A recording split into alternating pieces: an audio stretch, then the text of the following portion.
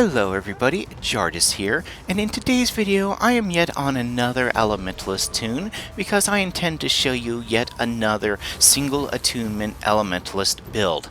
Now the reason why I've been making these builds is because of the fact that in most other Elementalist builds I have seen online are rather complex with their rotation, and it is difficult for me and some others, like me, who do not have octopuses for fingers, to be able to comprehend the complexity of the rotations, such as switching from one attunement to another, all while using 3 different skills, and then switching to another attunement, etc., etc. Hopefully, by sticking to a single attunement, we can negate the difficulty of that complexity and confusion. And in my recent video, I did one about Earth. This one is all about the Air Attunement. We're going to be dealing a lot of vulnerability to our opponents as well as doing some nice CC damage. Now, I will point out right now that this is not the greatest Elementalist build out there. However, again, this is more of a low intensity build for those of us who can't get our fingers to crisscross at a whim. Okay, now for the gear, we're going to be using for the armor Berserker Stats, which is power, precision, and ferocity. Although for a cheaper alternative, you might want to go for the Zed's set.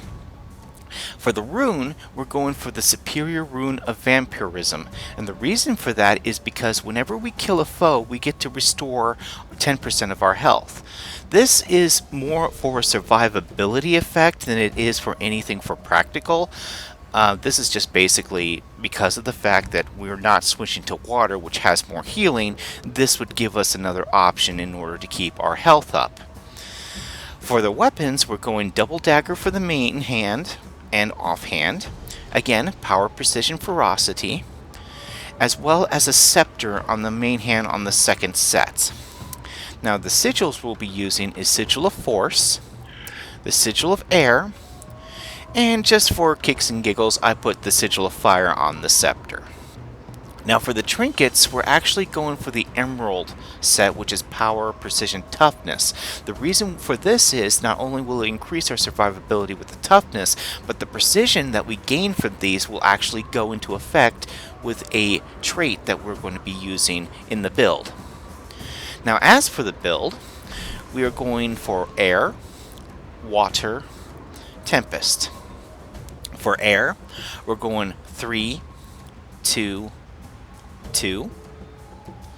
For water, we are going 2, 3, 2. And for tempest, we're going 3, 3, 1. And this is the reason why. For air 3, gain ferocity based on your precision. Now this is why we needed that extra little precision in the trinkets, because it will increase our ferocity and thereby increasing the amount of damage we can deal. For Raging Storm, critically striking a foe grants fury. Gain ferocity while under the effects of fury, which will increase the ferocity we get. We are going to be getting a modest amount of ferocity with this build. And for the fresh air, recharge air attunements on a critical hit. Gain a ferocity boost when attuning to air. Now, we are going to be staying in air, but the effect still works, especially when we use our overload, which will come into play here momentarily. For water, we're using the piercing shards. Vulnerability you inflict has increased duration, dealing increased strike damage to vulnerable foes. Deal bonus is doubled while attuning to water. Now, although we are not going to be attuning to water, we are going to be getting the effect of the vulnerability and the increased duration, which is what we want. That is the primary win condition for this build, is to inflict as much vulnerability as possible. For the flow like water, deal increased strike damage when your health is above the threshold. Blocking or evading attacks heal you.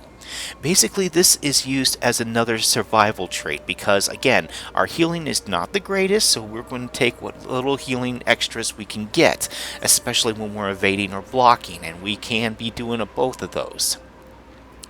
Now for the powerful aura, grant an aura you grant yourself is granted to nearby allies. Now the reason why we have this is because when we go into our overload for our air attunement, we will be getting an aura, and this will affect our allies if we have any. Now for Tempest, the 3 unstable conduit is the aura I was just referring to. The one we will be getting is the Air Attunement Shocking Aura. Stun nearby attacking foes with an electrical shock, only once per 2 seconds for each attacker.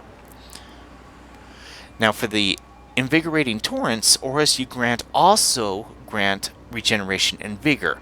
This applies to the Overload. And for the Transcendent Tempest, time to attain singularity is reduced. Upon successfully completing an overload, gained increased damage. Again, once we hit our overload, and once we've completed it, we'll be getting even an extra attack buff. Now for the selectable skills, we're going for Glyph of Elemental Harmony to heal ourselves and grant a boon based on our attunement, which is Swiftness. We're also going for the Signet of Earth to improve our toughness. Again, this is a survivability trait, although you could switch this with Signet of Fire or Signet of Air if you chose. We're going for the Lightning Storm, the Glyph of Storms, because this is one of our primary vulnerability inducers. We are going to be using this quite regularly, especially when we're in groups of enemies. We're also going to be using the Glyph of Lesser Elementals and Glyph of Elementals. The reason being is that these will be our 2 primary damage dealers, as well as providing a bit of aggro to keep our enemies occupied while we strike from the backside. Okay? Now to show you how this works, I am currently in the Eastern Wilds in Seitang Province, which is part of Kantha, and I'm going to be going after this hero point that's north of me. That is often blocked, and never mind, this one's already getting dealt. So let's go ahead and assist.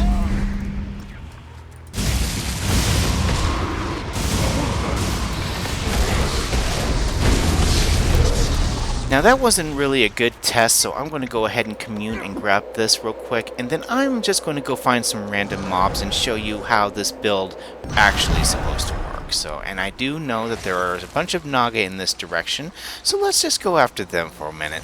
Besides, this build actually does kind of do better against a group of people, enemies, so. Okay. Eat my dust! Lightning bolt! That looks good. Urge to kill rising!